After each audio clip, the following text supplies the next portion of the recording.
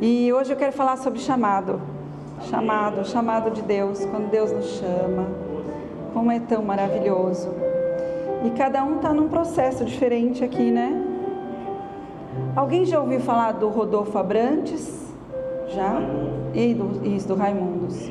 Tem um testemunho muito bonito. O testemunho dele é que ele casou com uma menina desviada da igreja, e aí num certo dia a profissão dele estava boa, mas ele não estava muito bem na área pessoal dele. E um certo dia ele chega em casa e tem umas mulheres orando lá. E naquele dia ele, nossa, que esquisito isso daqui. Ele tinha usado droga e não estava nem aí. Só que era uma semana, né? Que era de oração. E ele foi tocado por Deus. É um testemunho muito lindo. Mas nesse processo, não é que ele parou de usar droga logo. Ele foi um processo lento. Um processo do chamado de Deus. Como que Deus fez na vida dele. É muito lindo. Então, para cada pessoa, o chamado é diferente. Deus faz diferente. Algumas pessoas não fazem ideia da existência de Deus. Eu era assim.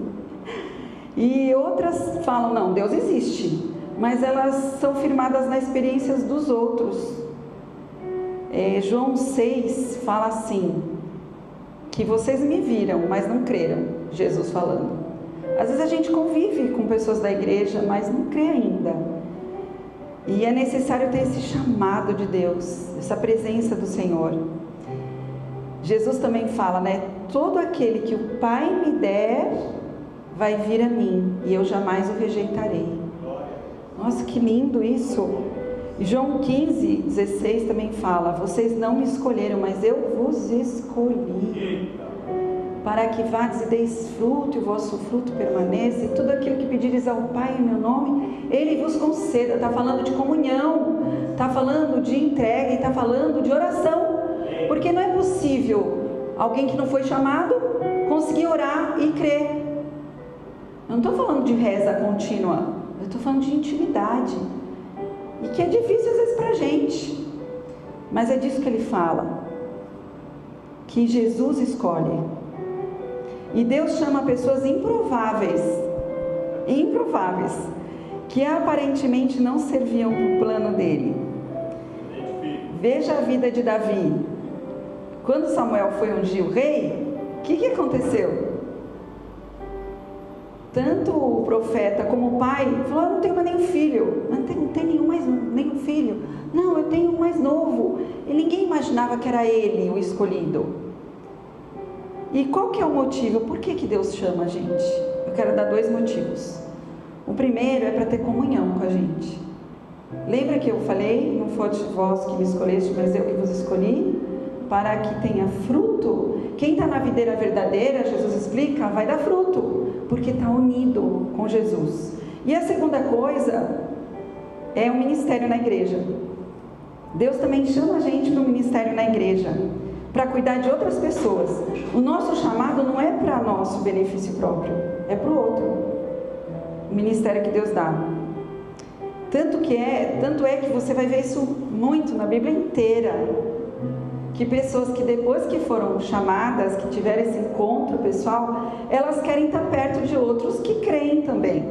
E não só isso, elas querem ajudar outras pessoas de diversas maneiras. Por isso que tem muitos ministérios.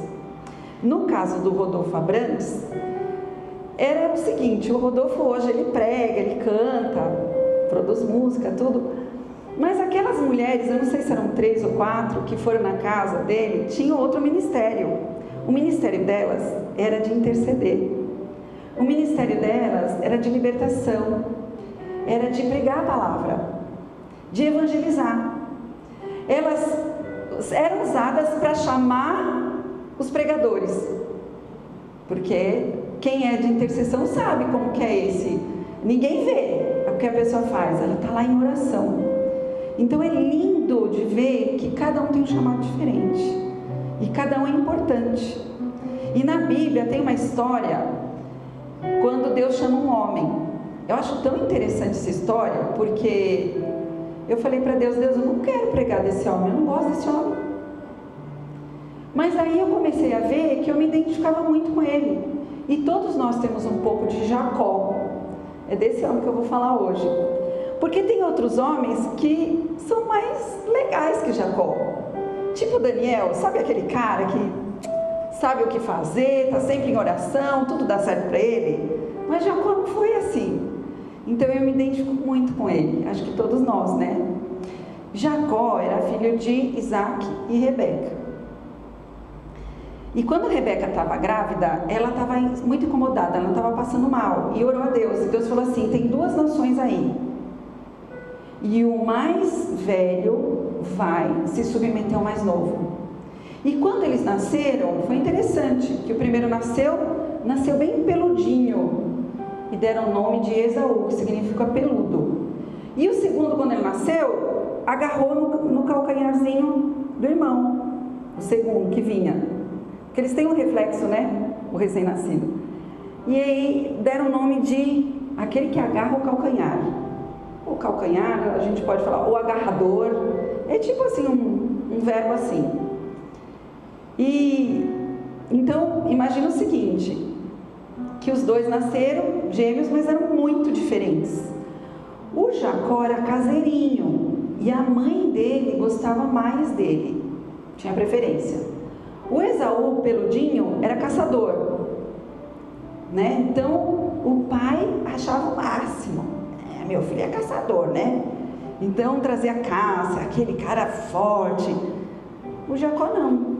Então Esaú peludo, o Jacó agarrador, tá bom? E aconteceu 2 coisas que marcaram muito a vida de Jacó. A primeira foi quando o irmão chegou do campo com muita fome e falou assim, Jacó, eu quero ensopado de lentilha. E aí o Jacó falou, tá, eu te dou, desde que você me dê a sua primogenitura, direito de primogênito. Naquela época era muito importante, era tanto quanto você vai dar para o mais velho a maior parte dos bens, o outro tinha também direito, mas o mais velho era mais importante, como também tinha uma questão espiritual. Sabe o que Esaú, peludinho, falou? Ele falou assim, tá bom, eu estou com fome, eu não quero morrer de fome, me dá, eu te dou esse direito. Então você vê aqui já uma condição tanto de Esaú, que não se importava muito com as coisas espirituais, quanto de Jacó, que tinha uma competição com o irmão. E ele sabia da história que a mãe tinha contado, que Deus já tinha prometido, que tinha lá 2 nações e que o mais velho ia servir o mais novo. Só que Jacó queria tomar força aquilo que Deus prometeu. Quando Deus te promete alguma coisa, você não precisa fazer nada. Deus vai cumprir, porque Ele é poderoso para cumprir. Talvez a gente fique lutando tanto com as coisas, porque a gente quer, no nosso tempo, no nosso jeito. E não foi desse jeito, né? O que aconteceu? Aconteceu outra coisa, que marcou muito a vida de Jacó. Certo um dia, o Isaac, que estava meio ceguinho, é o pai deles, ele falou para o filho, peludo, Esaú, filho, vai caçar, faz a minha comida preferida, que eu vou te dar a bênção da primogenitura antes que eu morra. Falou, tá bom, foi caçar, mas a mãe escutou. Sabe o que a mãe fez? Jacózinho, meu querido filho, você tem que ir lá enganar seu pai, fingir que você é o Esaú, porque ele vai abençoar você. Não é que ele enganou mesmo? Foi lá e enganou. Isso marcou muito a vida de Jacó, esses 2 acontecimentos, porque do mesmo jeito ele queria as coisas do jeito dele, mas deve ter sido por alguns motivos. Sabe, gente, quando a gente tem feridas na alma, a gente tenta fazer as coisas do nosso jeito.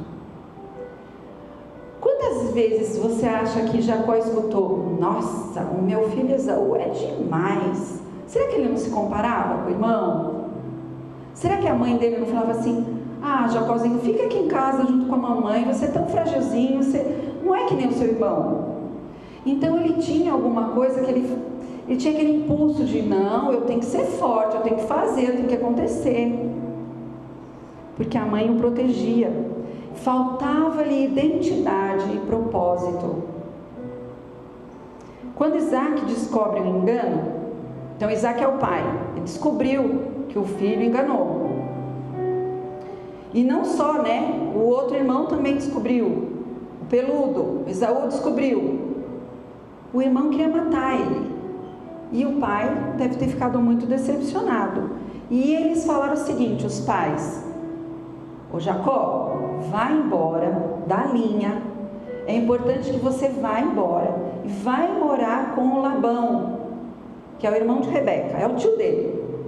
Só que ficava a 750 quilômetros de lá. Vê se você entende. Jacó era um menino, era um moço, era um homem, que ficava muito na barra da saia da mãe. Só que agora ele não podia mais ficar, ele tinha que fugir. De alguma maneira, Deus usou essa situação para forjar o caráter de Jacó. E você vai ver a história que a Bíblia conta, quantos perrengues Jacó passou por causa disso. Então ele vai fugido. Então eu vou ler um pedaço para vocês, está lá em Gênesis 28:11, que é quando ele se encontra com Deus. Como essa passagem é importante para nós. Gênesis 28:11. Chegando a determinado lugar, parou para pernoitar, porque o sol já se havia posto. Tomando uma das pedras dali, usou-a como travesseiro e deitou-se. Entende o que está acontecendo na vida dele? Coloca a sua vida nesse lugar aí. Ele está fugindo, porque ele aprontou. Apesar de for a mãe que mandou, ele aprontou. E ele está fugindo de um lugar que ele era conhecido, para um lugar que é desconhecido.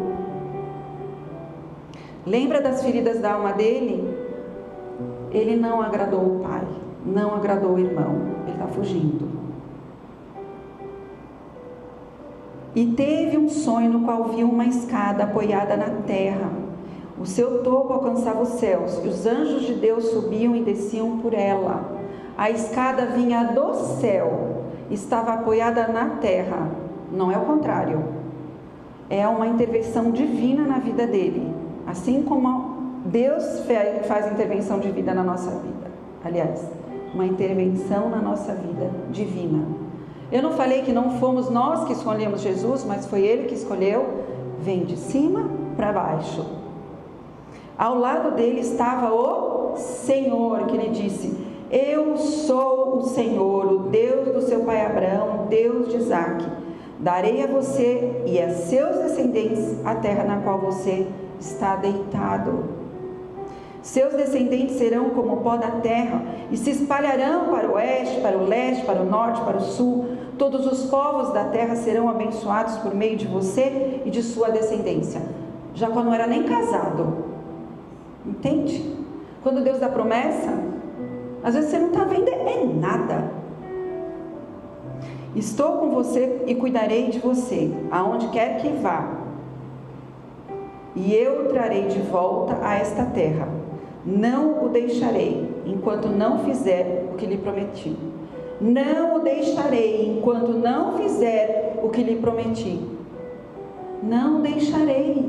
Deus está com Jacó. E Deus está com todo aquele que Ele chama. E Ele vai fazer o que prometeu. Quando Jacó acordou do sono, disse: sem dúvida o Senhor está neste lugar, mas eu não sabia. Ele não conhecia a presença de Deus na vida dele. Ele conhecia pelo pai, pelo avô, mas não na vida dele. Vamos pular para o 20.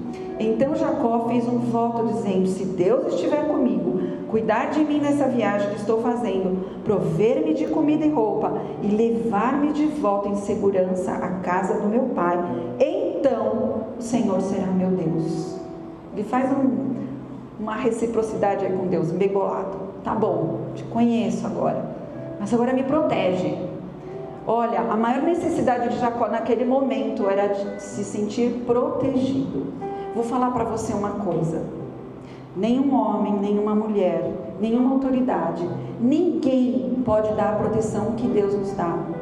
Ninguém pode fazer o que Deus faz por nós. Ninguém pode estar presente na nossa vida 24 horas como Deus pode. Só Deus pode. Jacó começou a ter experiências com Deus. Essa é a história de um chamado. Deus escolheu Abraão, Isaac, agora ele escolhe Jacó. E é interessante que ele fala sobre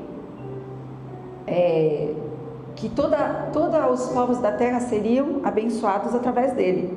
Como? Ele não tinha nem esposa. Sabe como?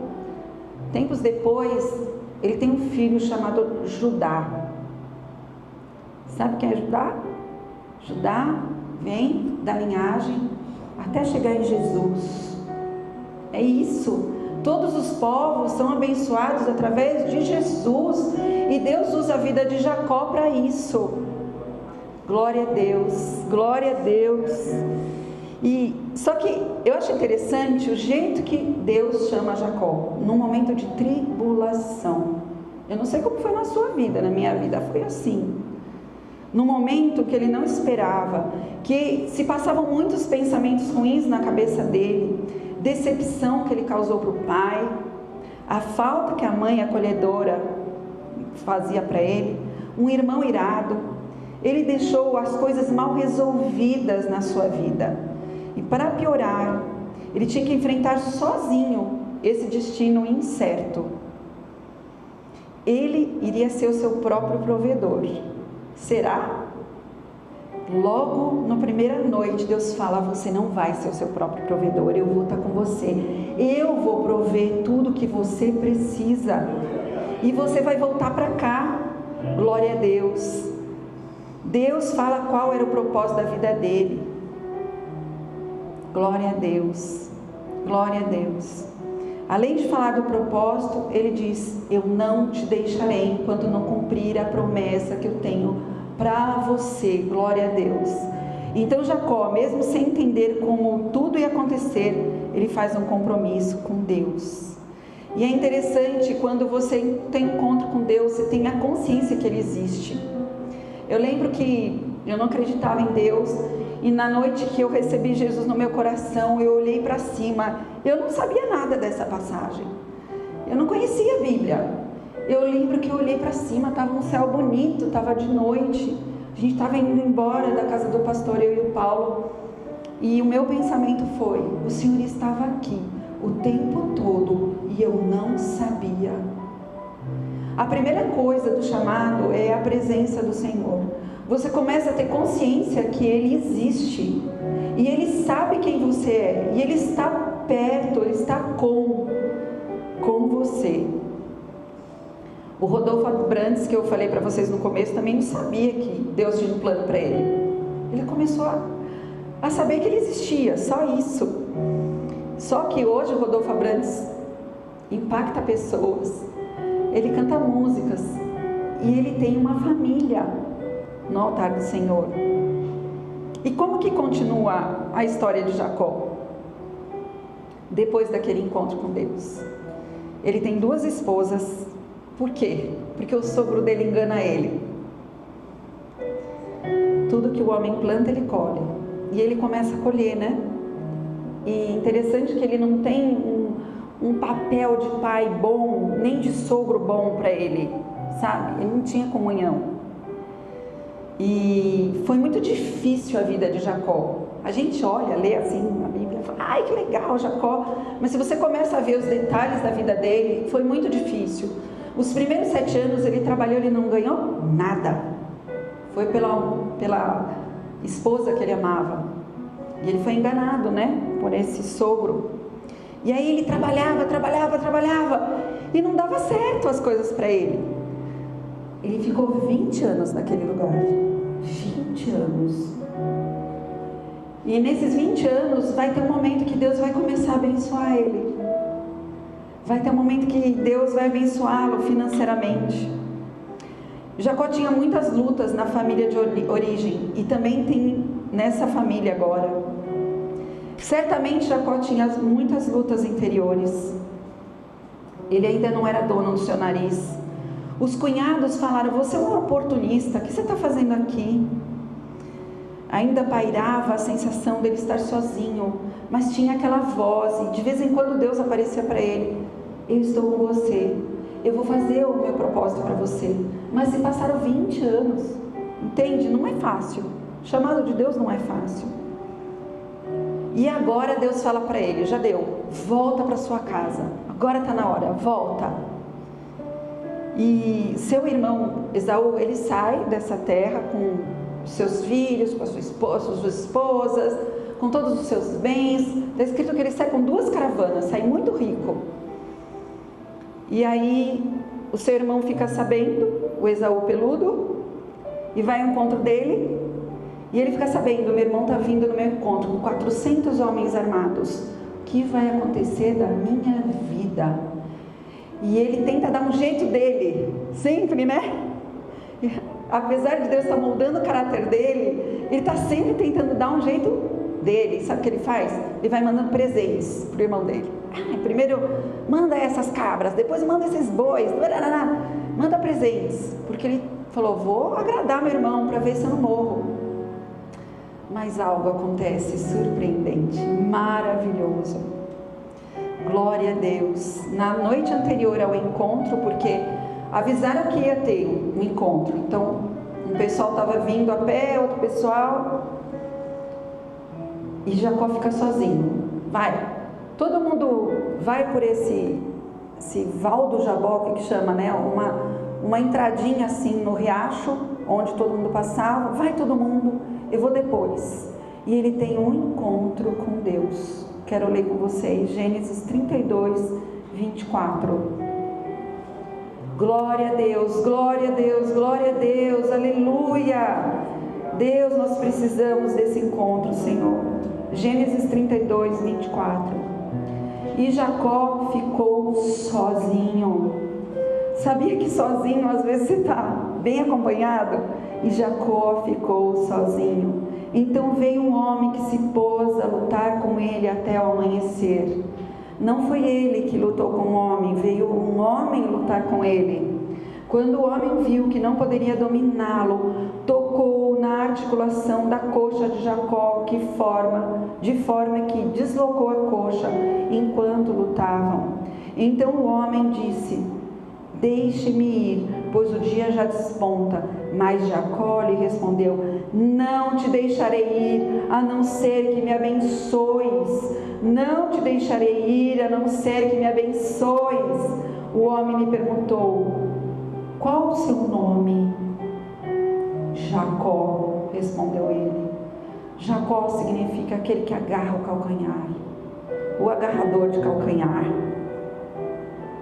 Então disse o homem, seu nome não será mais Jacó, o seu nome não será mais agarrador de calcanhar, mas sim Israel. Israel, porque você lutou com Deus e com os homens e venceu.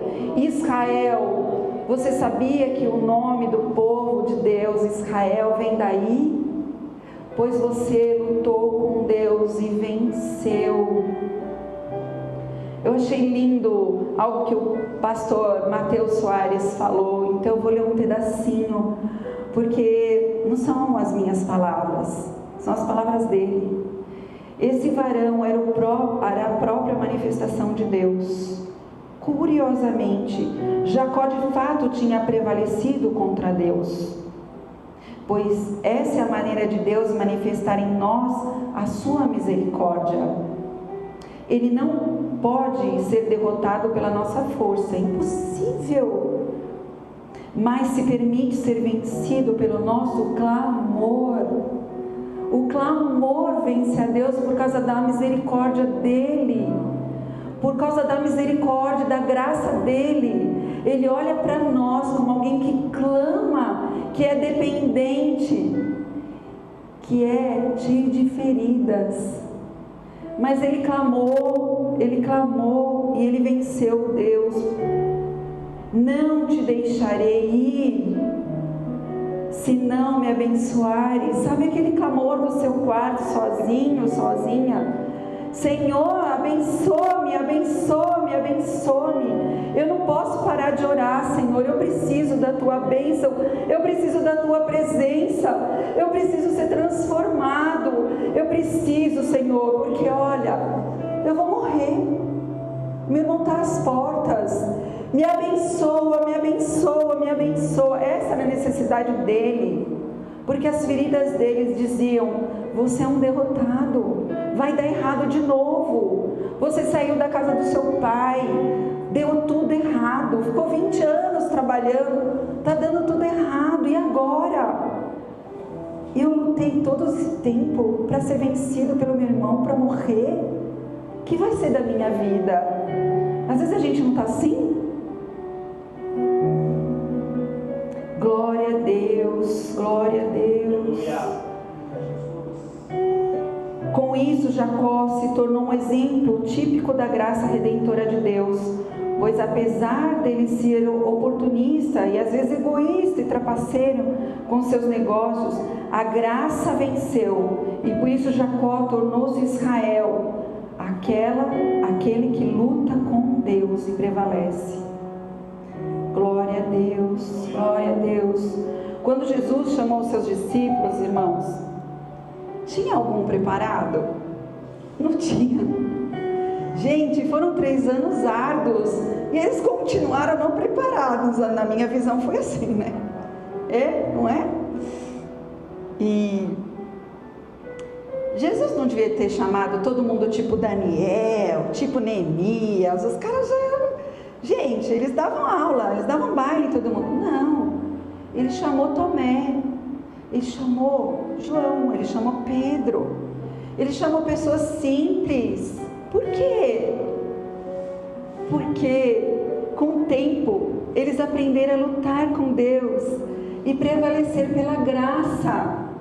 Porque Jesus manifesta graça ao seu povo. Aleluia. Glória a Deus. E ele chama pessoas não preparadas, cheias de dores, de feridas, de dificuldades, de dúvidas. Será? Senhor, não é possível, eu não vou conseguir. Glória a Deus. Jesus chama homens fracos, vacilantes, inconstantes, que no futuro se tornarão apóstolos, poderosos em feitos e palavras. Glória a Deus. É para que a gente possa confiar no poder de Deus e não no nosso poder. Glória a Deus. Qual foi a promessa mesmo que Jesus fez aos seus discípulos? Vamos ler Mateus 28, 17? Essa é uma promessa para nós hoje, amém? Amém. Glória a Deus. Toma posse. Glória a Deus. Mateus 28, 17.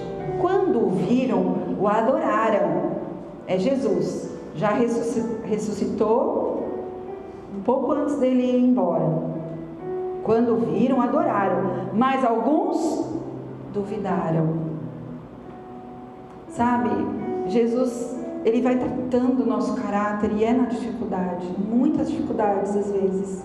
A gente não pode desistir. Porque o inimigo vai ficar, 24 horas. Não vai dar certo. Você acha esse Deus? Deus é Deus daquela pessoa, não de você. Não vai dar certo. Você não viu o quanto você é derrotado? Quanto você errou aqui, ali, ele fica apontando. Você sempre erra. Você sempre vai errar. E Deus fala: não, filha, eu prometi, a minha promessa é firme, é poderosa, o que eu falo, eu cumpro. Aquele que começou a boa obra em vós é fiel para completá-la. Deus é poderoso, Deus é poderoso. E você está desanimada, e você diz: peraí, Satanás, vem que não tem, eu não vou dar boi para você não. O meu Deus falou que é para me levantar e ir para a igreja. Vocês estão aqui. Glória a Deus, vocês estão aqui. Ele não venceu vocês não, vocês estão aqui. Glória a Deus. Então Jesus aproximou-se deles e disse: foi-me dada toda a autoridade no céu e na terra.